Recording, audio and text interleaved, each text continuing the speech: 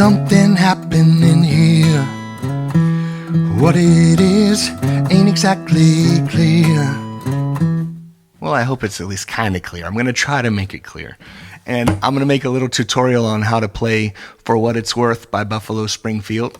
It's a song that I've always kind of associated with the 60s. I didn't grow up in the 60s, but my dad's a musician, and I've been so lucky to play in a band with him for, my whole life, which is amazing. He's the best guitar player I've ever heard. No offense to any of the rest of you, but it's true. All right, so I'm going to teach you my favorite parts from this song and talk a little bit about my philosophy when I arrange a song. So first of all, obviously I'm just doing this for fun. I have 275 or 6 recordings on my YouTube channel because I love to play, I love to sing, and I just love to put arrangements together where I listen to a song, find my favorite parts, and then try to put it somewhere in what I play. Now, obviously, there are fingerstyle players that do this a lot better than me, where they've got bass and melody and keyboards all happening at once. I like to use a pick and hybrid picking my fingers, but I don't do everything at once. I just like to find interesting parts and put them here and there. And also, I think some people think I'm a weirdo for recording all these songs, which I am. But it's, for me, I love listening to music, but I love putting myself inside of it even more. So that's what I'm trying to do here.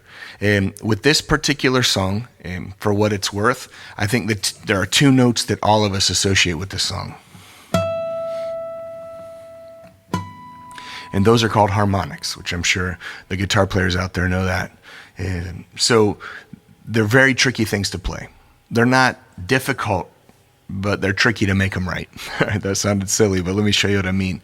To accomplish a harmonic, you have to find the perfect spot on the string and don't push it down to the neck. You're just touching it, all right, at just the right spot. So for these 2, the first one is on the 12th fret on the high E string. The second one is on the 7th fret on the high E string. Now for that one, you have to remember that if I'm holding my guitar and I've got it sitting on my leg, when I look at that 7th fret, I'm not looking straight down at it. So it's very hard to find it. So you really have to kind of gauge that before you start playing. All right, so anyway, we got this one. So I touch the string at just above the 12th fret, and I hit it pretty kind of medium strength. If you hit it too hard, it'll choke it out. I didn't accomplish that there. Doesn't sound quite as nice, all right? It sounds a little more plucky. So even enough. Then you go down here just over the 7th fret, do it again. As soon as you accomplish the sound, let go. Doesn't matter that much, I guess. You can leave it there, but it'll die quicker. Yeah, it's already dying compared to. Yeah, it rings out a lot better if you move your finger. And that's the trickiest part of this song, is that we're playing those harmonics, but we're trying to do some other things as well. Sorry. And when you touch the guitar neck at all on any fret, it's going to interrupt that harmonic sound. All right, but first, let's start with the harmonics. A great thing about this song when we're trying to make an arrangement is that the 2 main chords are E and A. And we've got those notes on the 2 open strings, so we don't even need a special tuning to keep them ringing. So what I do is I hit the low string with my pick, and I'm hitting the harmonics with the 3rd finger on my right hand. I use the 2nd and 3rd fingers a lot when I play. All right, it's called hybrid picking, and I use my 3rd finger for that. So I'm hitting the bass note in the harmonic at the same time. Now, obviously, you need to get a good balance between the 2. You don't want to hit one way louder than the other. But luckily, we can let both of those ring, so because they're both open strings. All right, and then the other one, I do the same thing, but I'm plucking the low A string and letting it ring. So if you wanted on the intro, you could just do that, and then get into your singing part. I didn't. I like to build into the arrangements a little bit. So I put some chord notes in there. Now, with the chords, I am playing the good old-fashioned E major and A, except for on the A, I'm playing a suspended version of it where I'm not doing anything on the B string. I'm leaving it open. Now, it does sound kind of cool. this note. But really, I'm only doing it so that I'm even further away from that high E string where the harmonics are ringing. That's the main reason for that decision. Now, another thing that I realized is when I first started trying to do it and moving all the way down here to hit the chords, I kept hitting the guitar and killing the harmonic. So what I decided to do finally was to actually hammer on the first beat of the chords. And that allowed me to position my hand so that I wasn't hitting the harmonic. So this is what I did.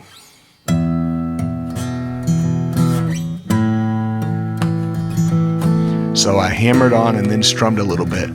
I only strum toward the lower end of the chord.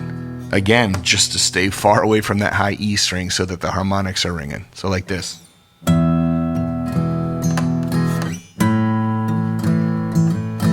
right, so that's what I did on the first harmonic. Sorry, my ring hit my guitar. That was probably loud. Now, another thing about this arrangement is that if I were playing it just in a room with no microphone, it wouldn't sound like this. Because a very conscious decision that I made in the arrangement is that I knew I'd have to play everything fretted and picked. I'd have to play very quietly because the harmonic is what it is. And if I started jamming, the harmonic would disappear. So the harmonic, and then I picked really quietly. So then when I turn up the guitar track, because I'm coming into 3 mics, I've got my vocal track, I've got this mic pointing at the 12th to 14th fret area, where it's getting a lot of treble and upper frequencies. This mic over here is pointing at the bridge and the body, where it's getting more low, mid-range, and bass frequencies. So what I do in the mixing phase is I bring up these mics a lot louder than I normally would because I'm playing very quietly. The reason I did it is so that then when I crank them up, the stuff I'm playing quietly would sound like I wasn't. It would sound louder, but those harmonics would be even louder, whereas normally they'd be very quiet. So that's what's going on there. Now for the second part, the most kind of taking those iconic harmonics and then... Sorry, I threw them out. But anyway, that part that all of us recognize, it has to be in there too, I thought. So what I decided to do now on the recording, it's real kind of slappy and intentional. Like I said, like I just explained, it's got to be quiet here because if those harmonics are going to ring. So at first I was trying to go,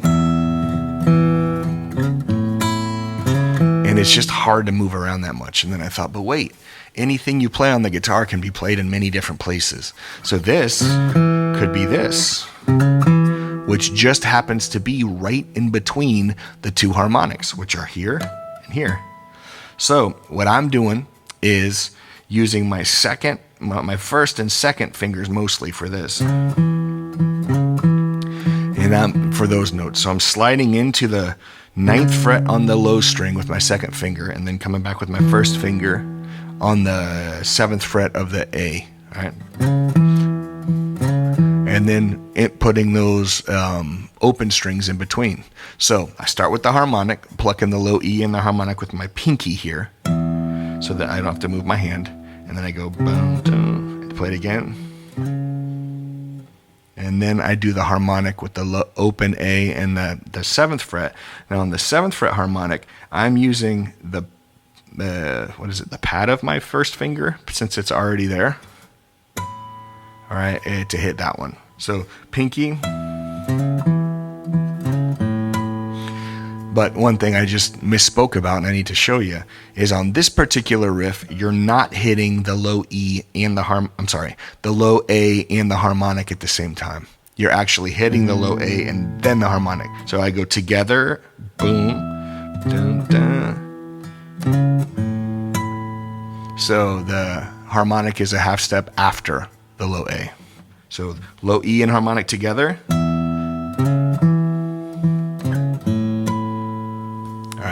And those 2 are separated. In terms of the notes in between, it sounds like I'm hitting that E twice. So let's see. Yeah. So I'm doing slide up.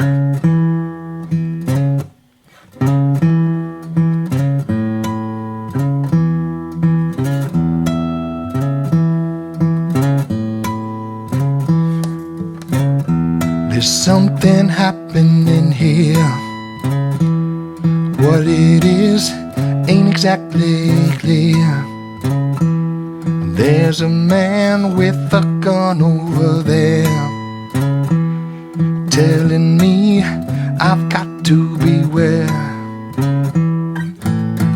All right, so leading into the chorus, you're going to end up after beware, telling me I've got to beware.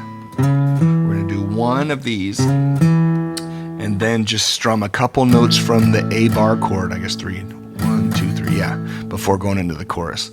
Now, a quick side note on bar chords. I see people learning guitar just struggling, and I see so many posts in guitar groups literally about the F bar chord because it's the hardest one to play down low, right? And I see people just showing pictures of their fingers torn up and wondering why they can't get every note to ring perfectly. Now, I'm not saying to be lazy. I think it's very important to do the work, do the practice, and learn how to do these things. But I just want to tell you that this isn't my main thing. I don't play gigs all the time, but I play lots of gigs.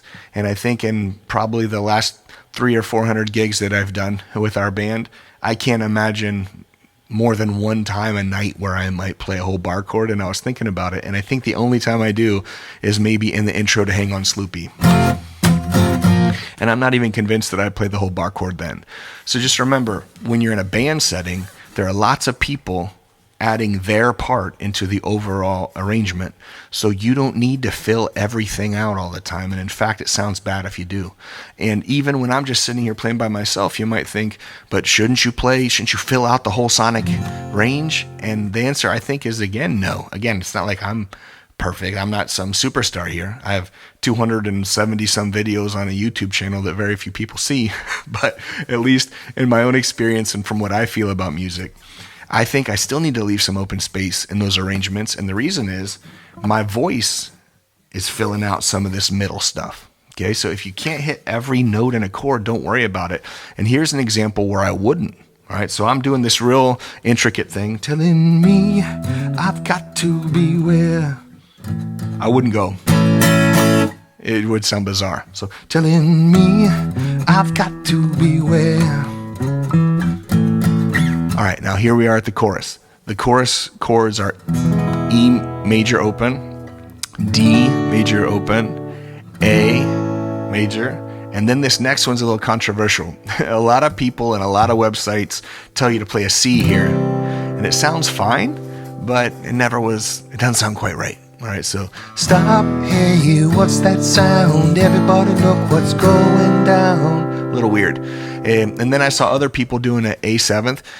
Everybody look what's going down. Sounds better.